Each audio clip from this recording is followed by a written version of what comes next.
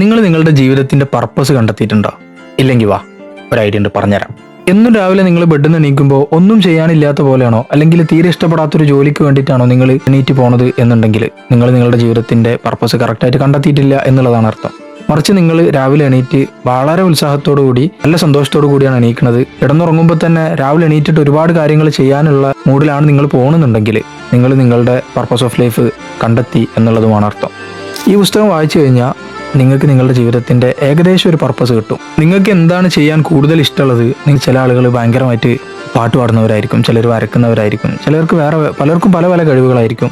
നമ്മുടെ കഴിവ് എന്താണോ അത് എന്താണ്, അതുപോലെ നമുക്ക് ചെയ്യാൻ ഇഷ്ടമുള്ള കാര്യങ്ങൾ എന്താണ്, അതുപോലെ തന്നെ നമ്മൾ എന്ത് ചെയ്താലാണ് നമുക്ക് സമ്പാദിക്കാൻ പറ്റുക, എന്തിനാണ് നമുക്ക് പൈസ കിട്ടുക, ഈ 4 കാര്യങ്ങൾ ചേർന്നാൽ നമുക്ക് നമ്മുടെ പർപ്പസ് ഓഫ് ലൈഫ് കണ്ടെത്താൻ കഴിയും എന്നുള്ളതാണ്. ഈ 4 കൂടി ചേർന്ന ഒരു കാര്യമാണ് ഈ ഇക്കിഗായ് എന്ന് പറയുന്ന ആ ഒരു സാധനം.